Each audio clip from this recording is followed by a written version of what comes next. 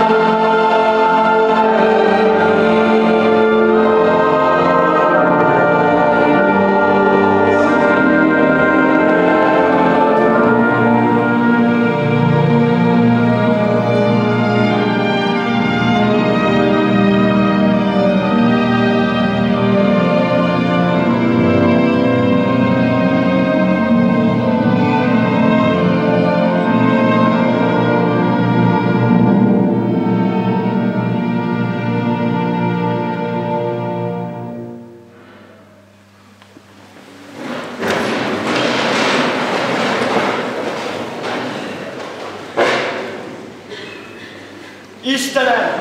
Ismét valami unalmas megemlékezés. Ki kell ölni, szépen viselkedni, és végighallgatni, amit már ezerszer hallottunk. Például a dalra magyar. Ezerszer hallottam, mégsem tudják. És nem is unalmas. Figyeljétek csak. Ez valami teljesen más lesz. És sok érdekességet mutatunk meg belőle.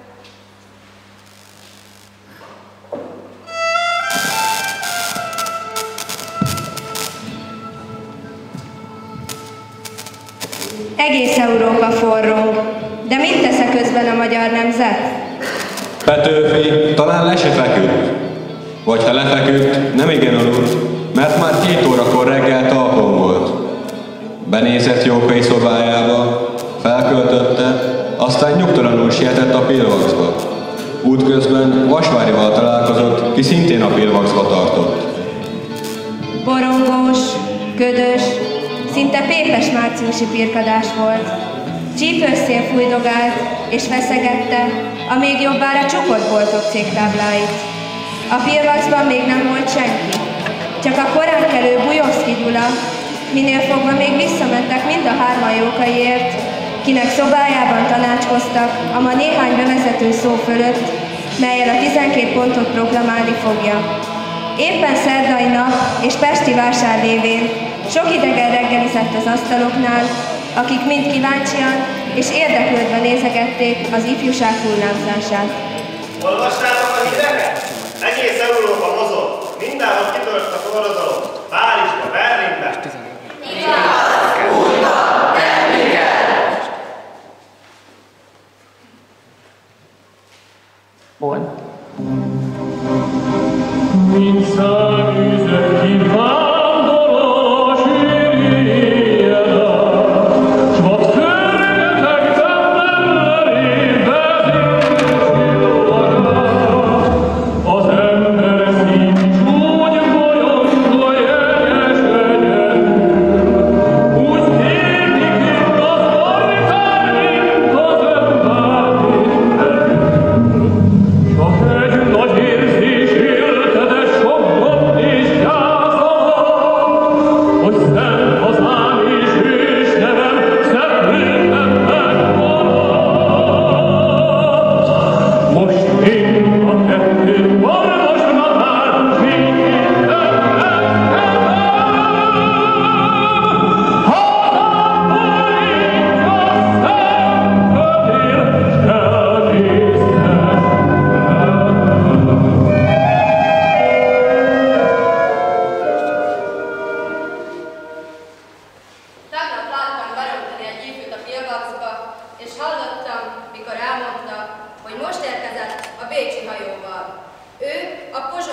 bíróság küldötte. Elújságolta, hogy Bécsben is kitört a forradalom. Nagy szégyen, hogy a bécsiek elénkbe vágtak. A büszke magyar, Rákóczi nép elé. Itt az alkalom, kivívni a magyar szabadságot.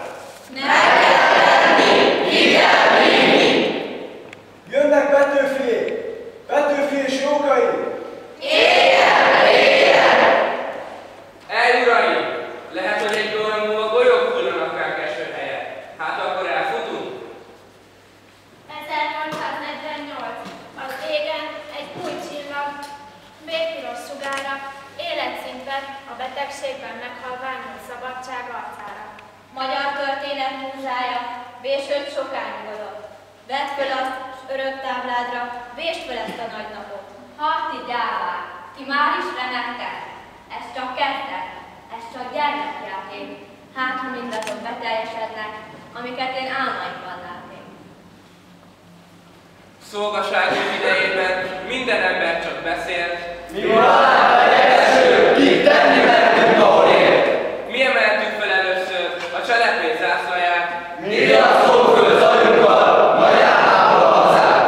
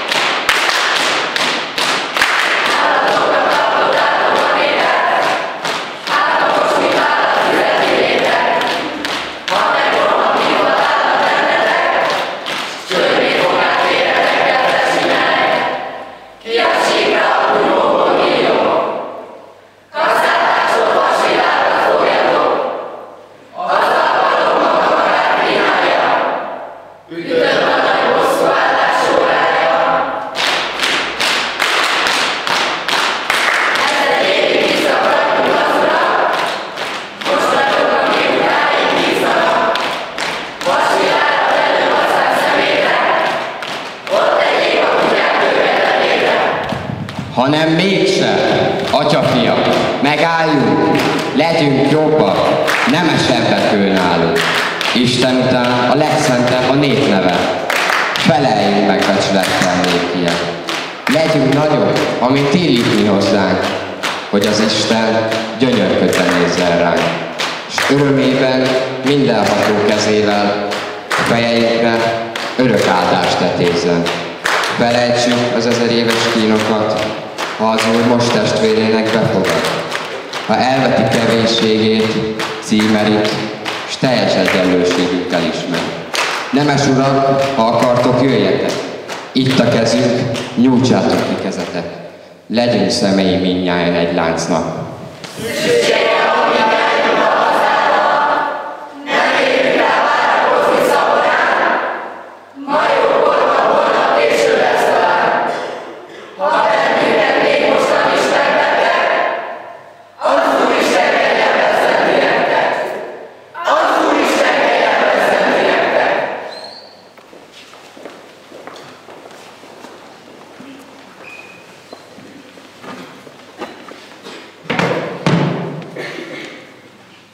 Petőfi Sándor vagyok. Az én nagy részét ébren töltöttem feleségemmel, azon tanácskoztunk, mit kell tenni.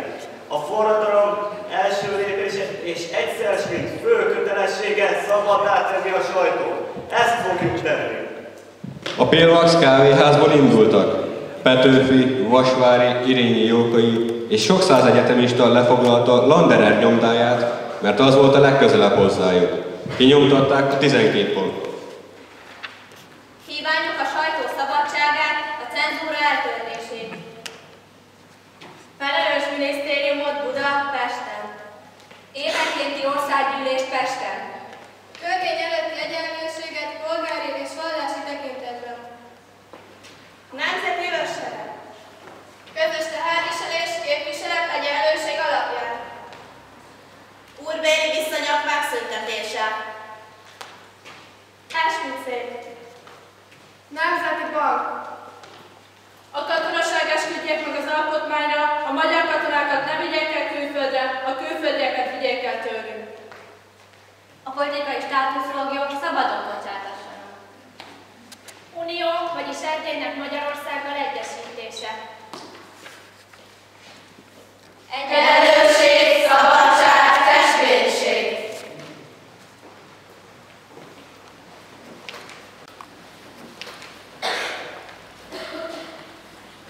Föltámadott a tenger, a népek tengere. Ilyes terjedt földet, szilárd hullámokat vett rémítő ereje.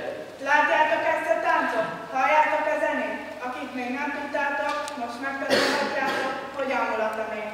Reng és üvölt a tenger. Hánykolnak a hajók, süllyednek a pokolra, az árdolt és vitorra megtörve. Tét.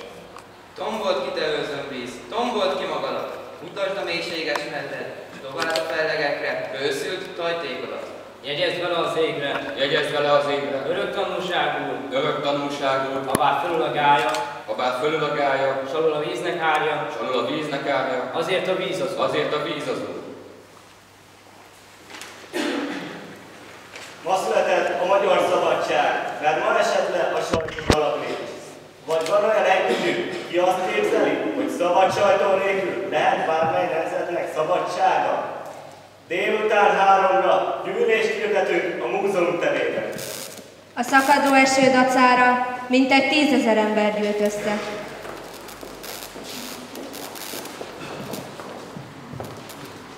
Készülj hazám, készülj boldog haza!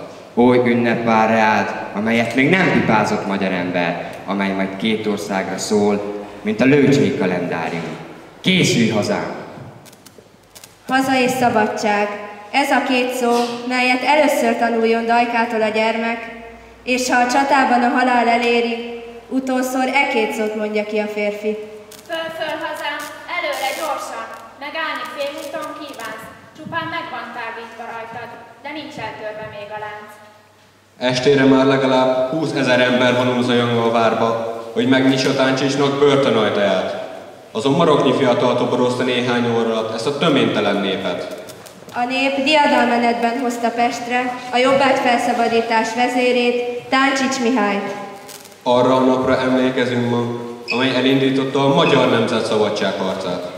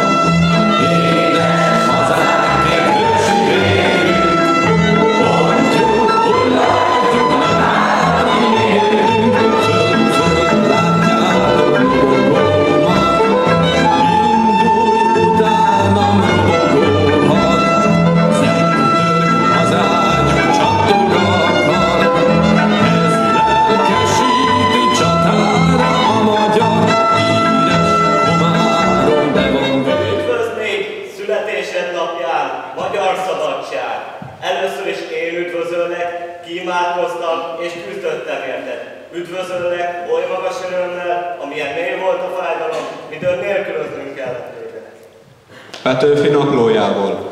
Ó szabadságunk, édes kedves újszülött, légy hosszú életű e földön, élj addig, míg csak él egy magyar. Ha nemzetünk utolsó fia meghal, borulj rá szenvedő gyanánt. S ha előbb jön rád a halál, ráncsd magaddal sírodba az egész nemzetet, mert tovább élni nélkül egy gyalázat lesz, veled halnia pedig dicsőség.